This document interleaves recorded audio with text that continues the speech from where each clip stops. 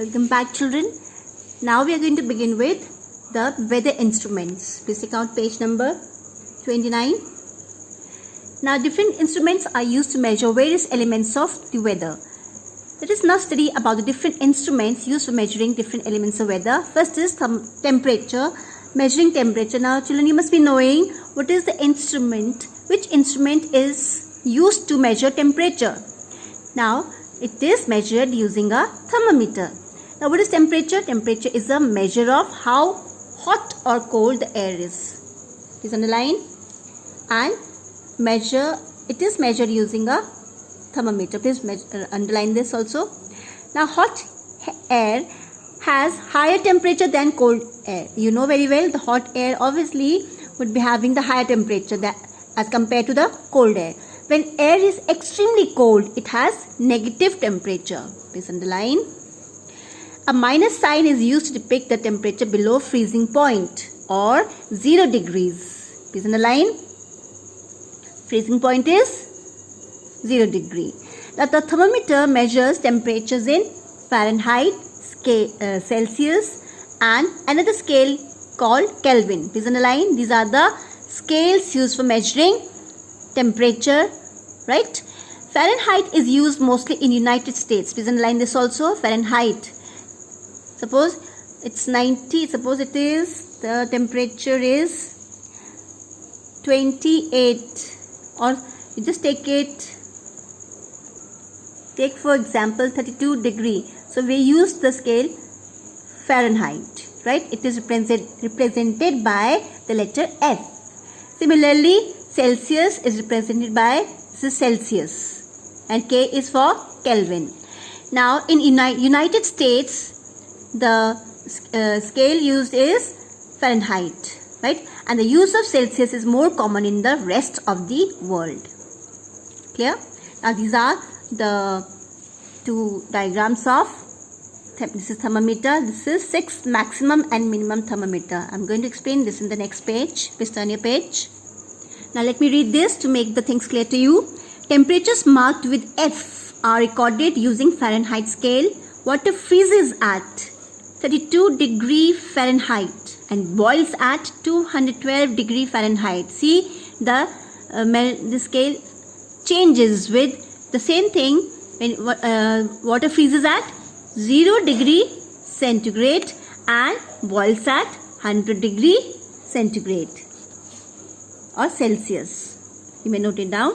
So some countries such as United States use the Fahrenheit scale, as you read in the previous page also. Temperatures marked with C are recorded in the Celsius or centigrade, which I am mentioning. We can name it Celsius or centigrade scale of temperature. In this scale, water freezes at 0 degree and boils at 100 degree centigrade, right? Scientists in most countries, including India, use Celsius scale. This you have to underline and just go through this paragraph once again, right? Now, air temperature at any given place changes throughout the day.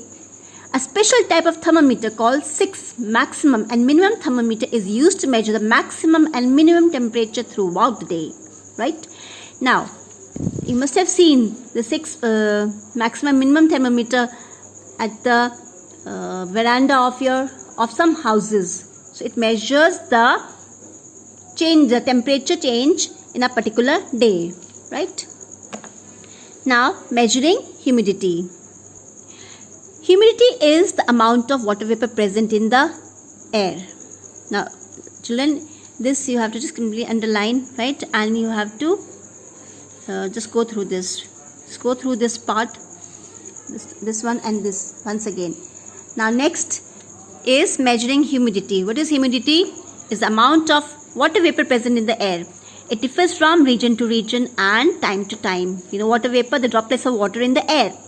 The term absolute humidity denotes the actual amount of water vapor present in the atmosphere. Please underline. And absolute humidity can be measured in grams per cubic meter. You may have to underline this. For recording humidity in the air for the purpose of weather forecasting, relative humidity needs to be measured. We have to check out relative humidity to get the humidity in the air. If you want to forecast weather. Forecasting weather means to tell the upcoming weather changes, right? Now next is relative humidity. What is relative humidity? It is the ratio of amount of water vapor in the air at a specific temperature to the maximum amount that the air could hold at that temperature. Please underline very carefully. Okay, it's ratio of amount of water vapor in the air at a specific temperature. And this is can put a ratio to the maximum amount that the air could hold at that temperature. It is usually expressed as a percentage. Just underline this part also. It's very important. So you can see the formula of relative humidity is shown over here. The amount of water vapor in a given volume of air at a given temperature divided by maximum amount of water vapor the same volume can hold at the same temperature into 100. This means that if the amount of water vapor present is 20 grams, this is 20 grams, right? But the amount of water vapor the air can hold is 40 grams. This is 40 grams. So just calculate it. If you divide and multiply it with 100, you will get 50%. So therefore, the air holds 50% of its actual capacity of humidity. Clear? And the instrument to measure relative humidity is hygrometer. Please don't get confused. This is hygrometer. Some of the children get confused with hydrometer. Hydro is water. Hygrometer refers to an instrument used in measuring relative humidity. Please learn this spelling very carefully. It measures the water vapor in the atmosphere. So here is the diagram and just mark it important there. You can just practice drawing it. This is our hygrometer. Now, what is air pressure? Next is air pressure. What is air pressure? Air pressure is the weight exerted by the atmosphere on the surface of the earth. So you can underline this. Atmospheric pressure. Air pressure is also called atmospheric pressure. It is the pressure exerted on a unit area on the earth's surface by gases present in the air, right? And the atmospheric pressure in one place may differ from that of another place and also from one time to another. Now as we go higher, the air becomes thin, you know very well, and exerts less pressure. Just remember, when we go higher, okay, there's lot of pressure near the surface of the earth, but as we go higher up in the atmosphere, you'll find that less pressure is exerted. Therefore, with the increase in altitude, the atmospheric pressure decreases means less. It becomes less. We underline, this is the important point to be noted.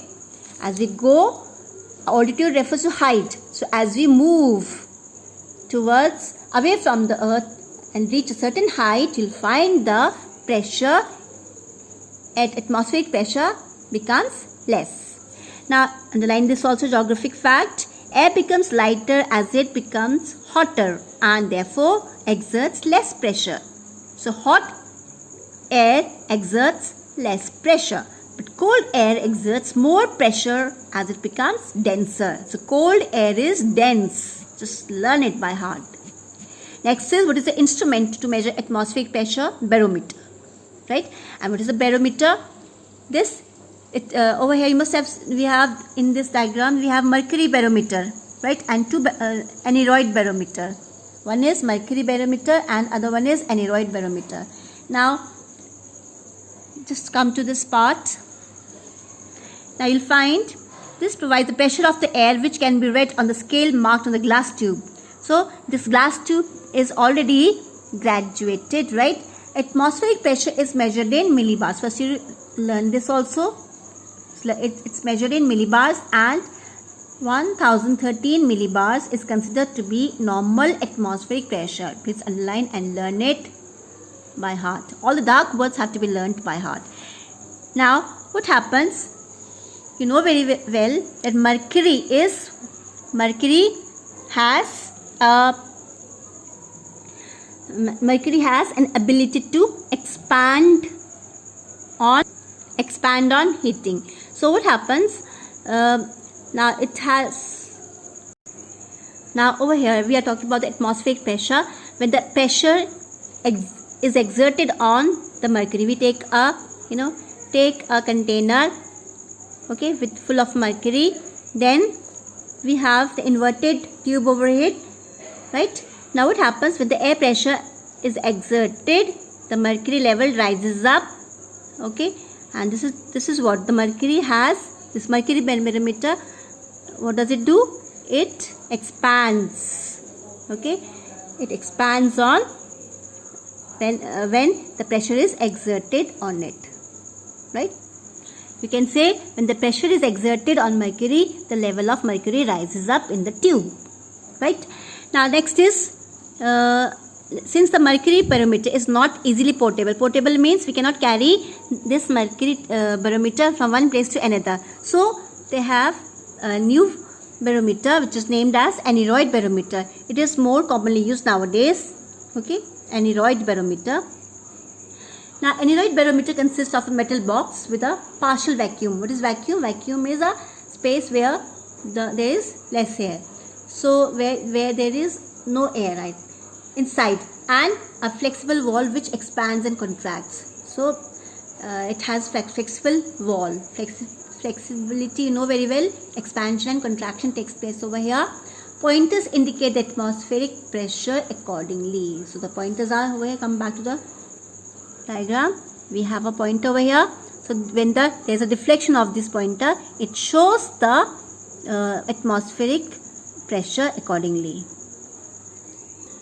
Now another fact to learn is that regions of low pressure are called cyclones or lows, and regions of high pressure are called anticyclones or highs. Please learn it. Now measuring rainfall. Now rainfall is also the form of precipitation. All the water form is called precipitation. So now what is done? Rainfall is measured in millimeters. Please underline. Okay. But annual rainfall is, annual means yearly. Full year's rainfall is measured in centimeters. Please learn this. Self-recording rain gauge is called a pluviograph. Please underline this also. So first of all, we make use of rain gauge to measure rainfall. Rain gauge is used to measure the amount of rainfall in a particular place. But it's a self-recording rain gauge is named as pluviograph. This is also a rain gauge, but it records the rainfall on its own. Meteorologists measure rainfall using an instrument called the rain gauge. Okay, the measurement is that of the depth of water that would occur if the rain did not drain away. That means what happens in a rain gauge, rain pours in through a funnel into a container. After 24 hours, the water so collected in the container is poured into measuring cylinder. So if it is raining for 24 hours continuously, so we take a container and collect the water, and this water is then put into a measuring cylinder that gives a reading of the day's total rainfall. Clear? Now rain gauge must always be placed. Now this is very important point. This is very, very important. Rain gauge must always be placed in the open with no hindrances. Hindrances means no obstacles like trees. Trees should not be somewhere nearby the container, the rain gauge. Okay, there should be no walls around. Okay, no extra water should drip into this container. So, and it should be on a level land, means straight land, to collect and measure the rainfall correctly. So you should place the rain gauge in an open space when you have to record you have to measure the rainfall. Clear? Next is observing wind, speed and direction. Now you know very well air in motion is called wind. Okay, sometimes the day is calm, and the day it may be breezy. Breezy means cool, light air and pleasant, right? But on days when the strong breezes blow, we say it is windy. So strong breezes are called windy. So violent storms sometimes follow the winds. Storms, you know very well. Air always moves from area of high pressure to an area of low pressure. This we have read just now. So hot air rises from a region and creates low pressure. the cold air from neighboring region moves in. So when the hot air rises up, the cold air takes its place. This is hot air rising up, and cold air takes its place. The speed of the winds depend on the difference in pressure between the two regions. So if there's a greater difference, the speed of the wind is more, right? If you want to know the direction, please underline this. To know the direction in which the wind is blowing, we can use simple instrument called wind vane. Okay, what is wind vane? It has a rotating arm. Okay, this rotates. Okay, pivoted on a vertical rod. This is a vertical rod, and this arm rotates. An arrow is fixed on the rod, pointing in the direction from which the wind is blowing. So arrow is put over here, and these are the directions shown over here, and it starts rotating with the direction of the wind, and it records the direction of the wind. It tells us from which side is the wind coming. So direction from which the wind blows is used to name the wind. So we can name the wind accordingly. The winds that blow from the west to the east, is called westerlies or westerly winds. And east to west, it is called easterlies or easterly winds. These are the names of the winds. Okay, to get the correct direction of the wind vane is put up on high buildings or their roofs where there is no hindrance. So this is just the opposite to rain gauge. Wind vane should be placed at the higher place so that there is no obstacle to its movement. Now another instrument is called cup anemometer. Please underline. And this helps to measure the speed of the wind. Please, this is different. This is to know the direction. To know the direction of the wind, we use wind vane. To know the speed of the wind, we use anemometer. Now this is anemometer right at the top. Okay, it comprises 3 to 4 arms attached horizontally to a vertical spindle which can rotate. Now this spindle, these are the spindle, and this can rotate, go round and round. Okay, the metal cups fixed at the end of each arm helps in rotation. Now you can see these arms are just like cups, no? So they help in rotation. The number of times the cups rotate is counted and recorded by anemometer attached to the rod, right?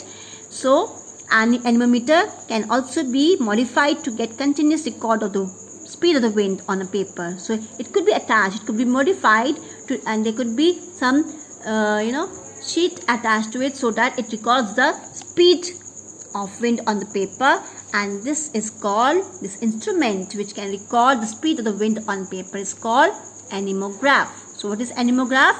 Anemograph is a modified way to record the speed of the wind on paper,